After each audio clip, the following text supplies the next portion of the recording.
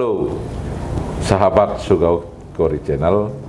Hari ini kami kedatangan tamu-tamu istimewa, anak-anak muda, harapan masa depan bangsa dan harapan masa depan mertua. Karena apa? Karena adik-adik ini datang audiensi sebagai pengurus Barisan Muda Kosgoro.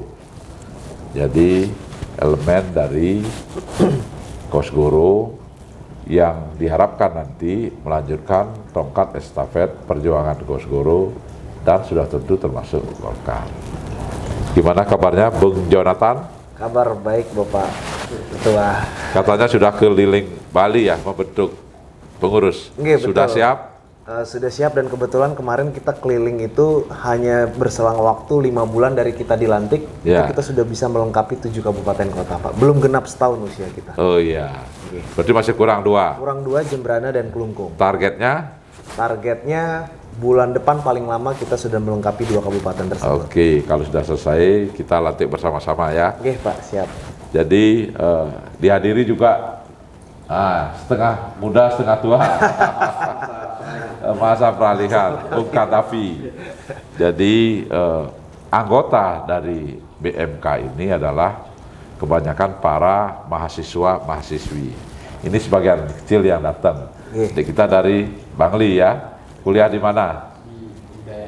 Udayana. Fakultas Teknik Industri. Wah, mantap. Dari SMIK ya. Dari mana, Dek? Saya tamatan SMK. SMK. Nanti akan melanjutkan. Iya.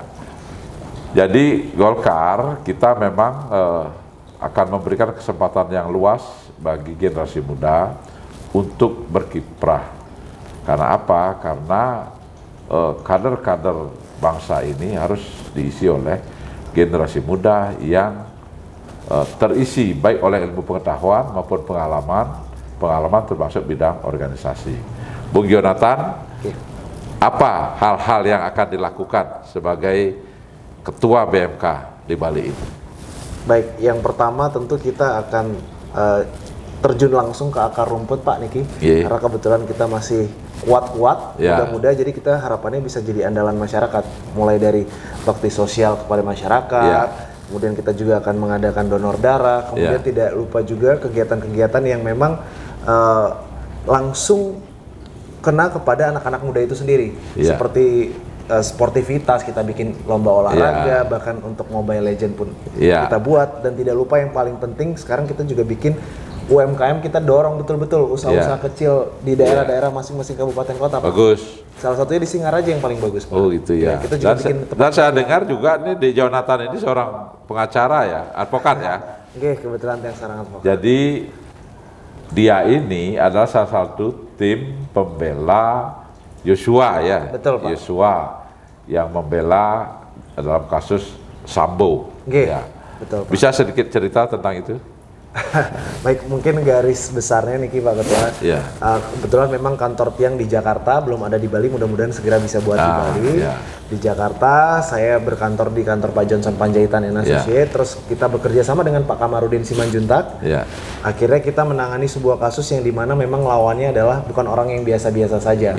Polisinya polisi luar biasa, sangat-sangat luar biasa. Dan di dalam perjalanannya dari awal itu banyak tekanan yang seperti kita ketahui, juga banyak skenario.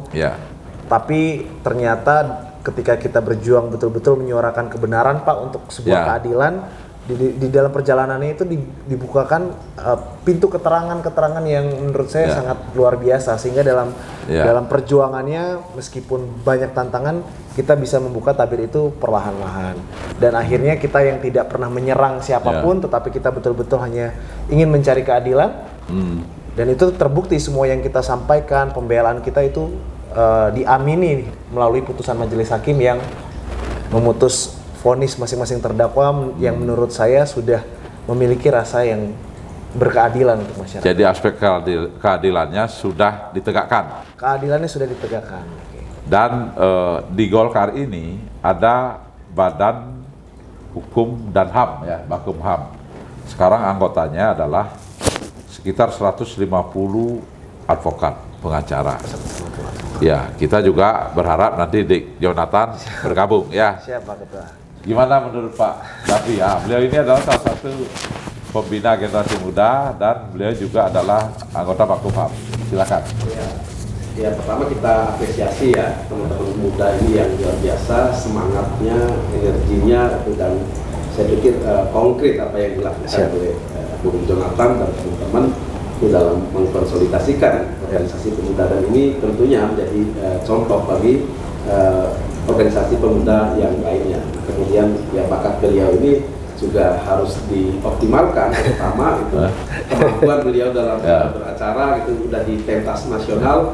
Nah mungkin itu karena kita juga sering menangani kasus-kasus struktural, beberapa kasus kemarin kita tangani seperti kasus desa adat, kehadiran Bung Jonathan ini saya pikir nanti ya sangat dibutuhkan lah untuk mewarnai. Amin. Ya kalau kasus-kasus yang di pentas nasional bisa, apalagi kasus-kasus lokalnya. Nah, ini kita perlukan. Kemudian yang kedua, harapan saya ya kita hidupkan lagi budaya diskusi. Bagaimana yang diamanatkan oleh senior-senior ini kan, jadi tradisi ilmiah yang harus dijaga itu baca, diskusi, kemudian menulis. Nah ini yang harus kita asah. Jadi paling tidak generasi muda, khususnya generasi Golkar, itu generasi muda Partai Golkar itu punya intelektual, punya kemampuan yang mumpuni, itu sehingga ya kita bisa sesuai dengan visi misi Golkar itu kan karya kekaryaan, jadi orang-orang yang punya kemampuan yang luar biasa. Oh ya Pak, ini Bung Kadafi ini juga adalah wakil sekretaris OKK yang masuk nanti di dalam seleksi fungsionaris ya. Kita, kebijaksanaan saya sebagai ketua, akan memberikan peluang, memberikan kesempatan pada kaum milenial untuk nanti bisa tampil di 2024 ini. Ini Bung Jonathan gimana, siap? Harus siap. Harus siap. Kalau siap, kita akan beri kesempatan. Waduh, terima kasih. Beri kesempatan, sudah tentu dengan mengikuti mekanisme yang ada.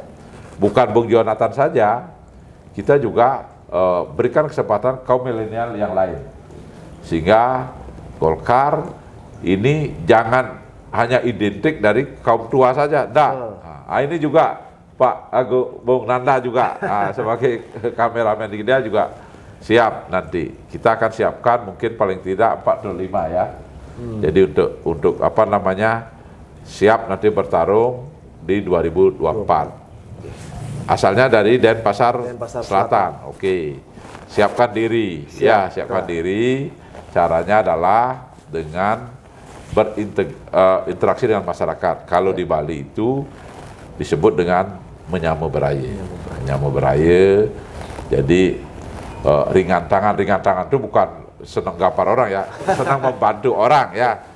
Menyamu beraya, ringan tangan, kemudian dengan keikhlasan, kemudian menolong masyarakat di sekitarnya, dan sudah tentu berperilaku baik. Kenapa? Karena di Golkar itu ada yang disebut dengan persyaratan PDLT. Prestasi, dedikasi, loyalitas, dan tidak tercela. Jadi ini harus dipupuk dari sekarang, dan sebagai fighter sebagai petarung, jangan beranggapan bahwa pertarung pertama harus sudah sukses. Nah, saya sendiri mengalami beberapa kali ketidakberhasilan, tetapi kita jadikan itu sebagai modal untuk mulat sarire, untuk introspeksi diri, dan Nasogara akhirnya berhasil. Dan dengan modal adik-adik ya, sekarang organisasi ini adalah untuk menambah wawasan dan pengalaman. Yang utama adalah kuliahnya harus selesai. Jangan karena organisasi kuliah tidak selesai, nanti orang tua marah, calon suami atau calon istri juga akan marah, calon mertua akan kecewa ya. Oleh karena demikian, kuliah harus selesai, kemudian juga wawasan, pengalaman bisa diraih melalui aktif di organisasi, termasuk di BMK ini. Oke, baik adik-adik semua, Bung Davi, hari ini kita sudah berdiskusi cukup. Mudah-mudahan ini bisa menjadi motivasi bagi kaum milenial di Bali ini, kemudian juga kader-kader Partai Golkar dimanapun berada, untuk senantiasa pertama meraih ilmu pengetahuan setinggi-tingginya, kedua mencari pengalaman seluas-luasnya, dan ingat yang ketiga, laksanakan serade. Kalau dalam bahasanya Bung Davi, bertakwa. Gitu. Kalau dalam umat Hindu, margiang serade, eling ide betari leluhur. Saya kira demikian, sampai ketemu. Jangan lupa like, share, dan subscribe. Terima kasih. Oke.